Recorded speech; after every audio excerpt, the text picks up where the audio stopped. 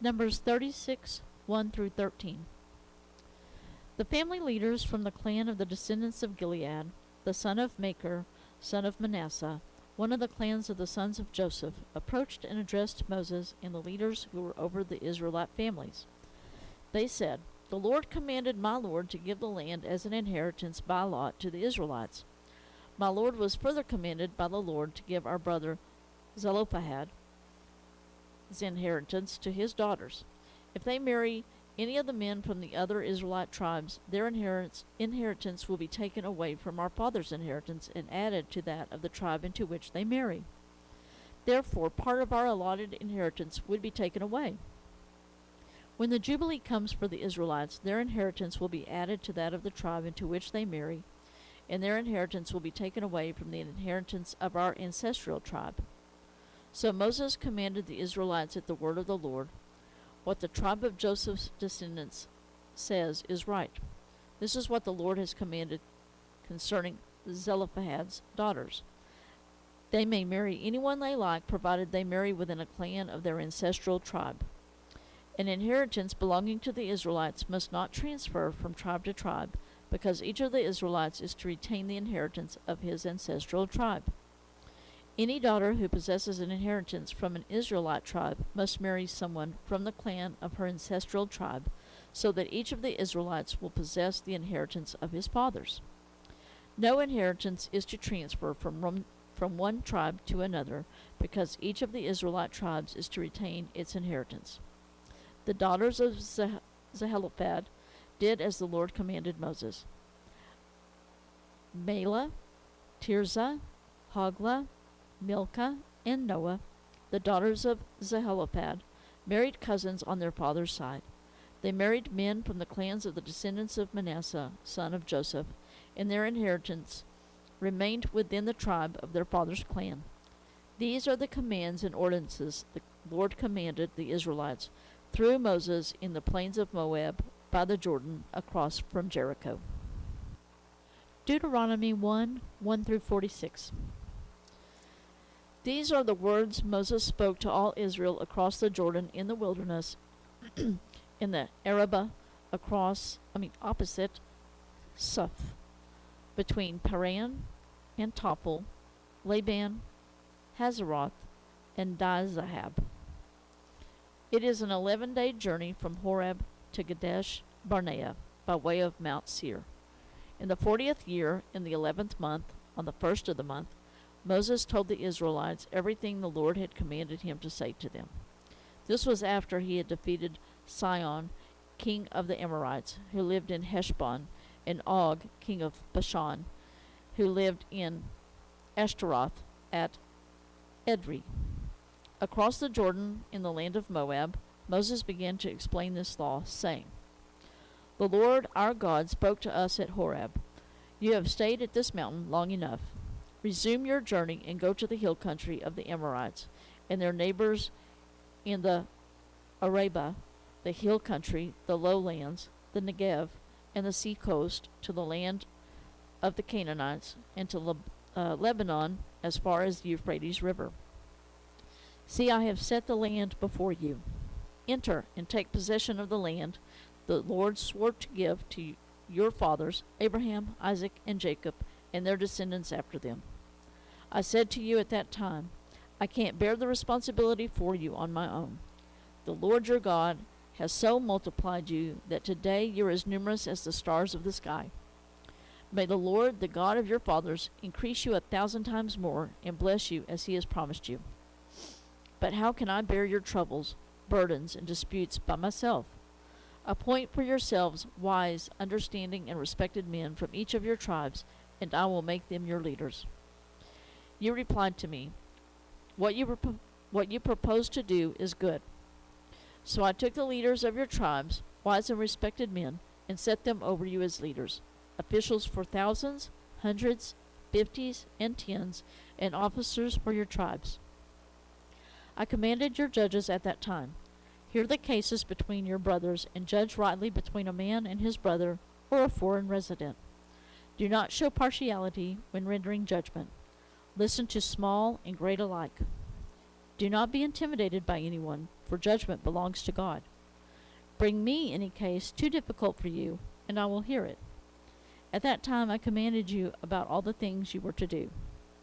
We then set out from Horeb and went across all the great and terrible wilderness you saw on the way to the hill country of the Amorites, just as the Lord our God had commanded us.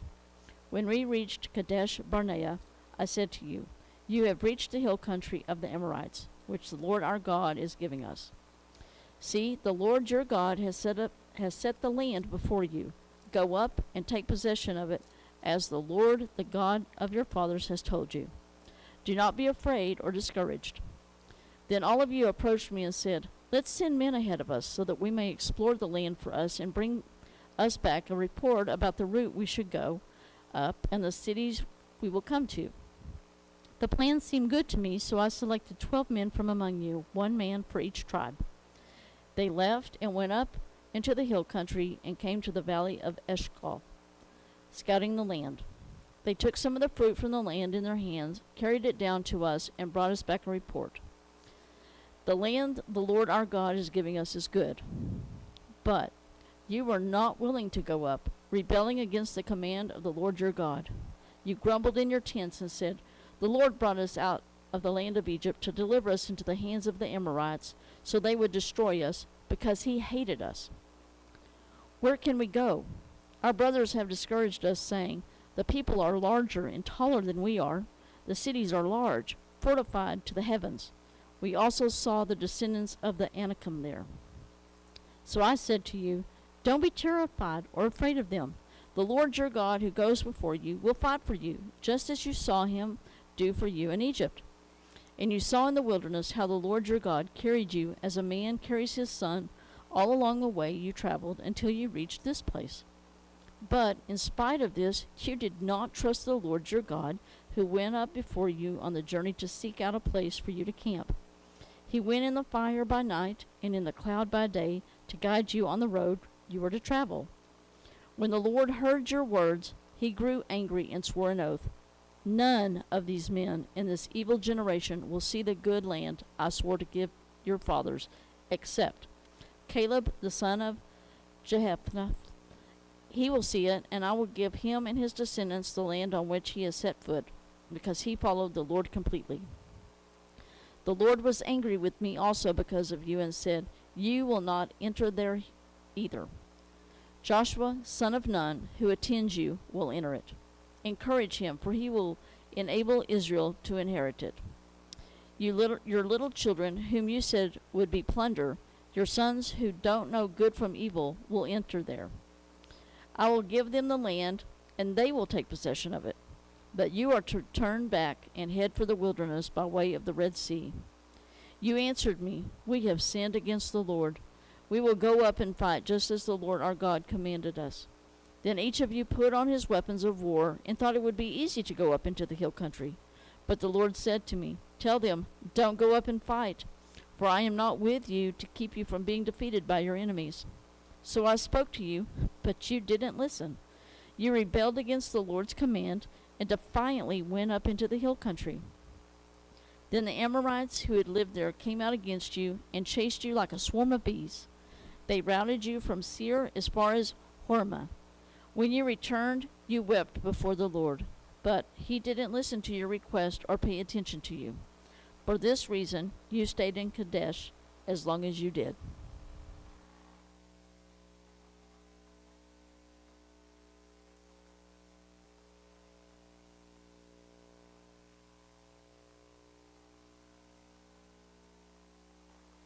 Luke 5:29 through 6:11. Then Levi hosted a grand banquet for him at his house. Now there was a large crowd of tax collectors and others who were guests with them. But the Pharisees and their scribes were complaining to his disciples, "Why do you eat and drink with tax collectors and sinners?" Jesus replied to them, "The healthy don't need a doctor, but the sick do. I have not come to call the righteous, but sinners to repentance."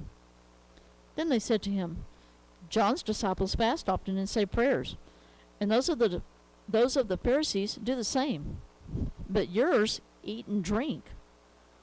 Jesus said to them, You can't make the wedding guest fast while the groom is with them, can you? But the days will come when the groom will be taken away from them. Then they will fast in those days. No one tears a patch from a new garment and puts it on an old garment. Otherwise, not only will he tear the new, but also the piece from the new garment will not match the old. And no one puts the new wine into old wineskins. Otherwise, the new wine will burst the skins. It will spill, and the skins will be ruined. But new wine should be put into fresh wineskins.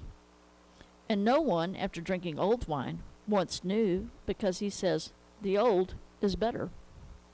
Chapter 6. On a Sabbath, he passed through the grain fields. His disciples were picking heads of grain, rubbing them in their hands and eating them. But some of the Pharisees said, "Why are you doing what is not lawful on the Sabbath?" Jesus answered them, "Haven't you read what David and those who were with him did when he was hungry? How he entered the house of God and took and ate the sacred bread, which is not lawful for any but the priests to eat? He even gave some to those who were with him." Then he told them, "The Son of Man is Lord of the Sabbath." On another Sabbath he entered the synagogue and was teaching. A man was there whose right hand was paralyzed. The scribes and Pharisees were watching him closely to see if he would heal on the Sabbath, so that they could find a charge against him. But he knew their thoughts, and told the man with the paralyzed hand, "Get up and stand here." So he got up and stood there. Then Jesus said to them, "I ask you, is it lawful on the Sabbath to do good or to do evil, to save life or to destroy it?" After looking around at them all, he told him, "Stretch out your hand." He did so, and his hand was restored. They, however, were filled with rage and started discussing with one another what they might do to Jesus.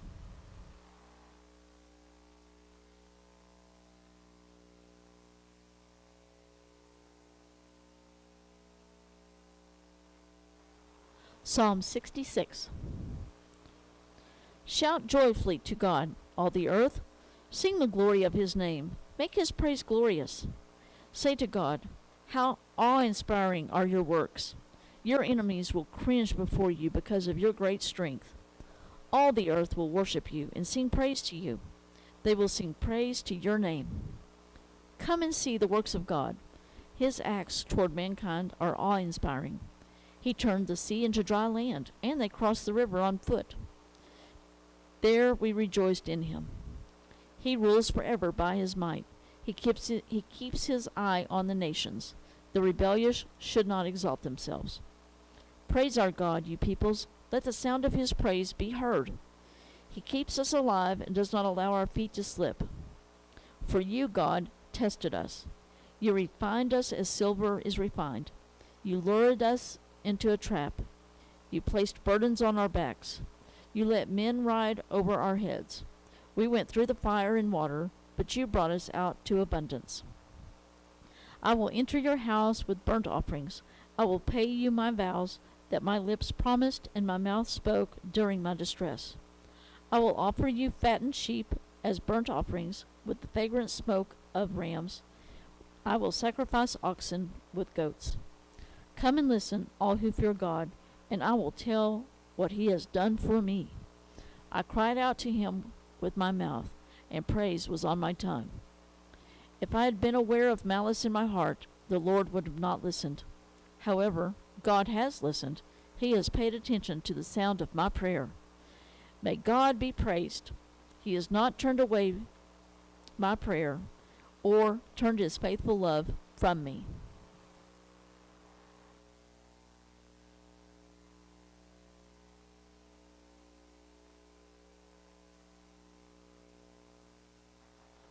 Proverbs 11:24 through 26.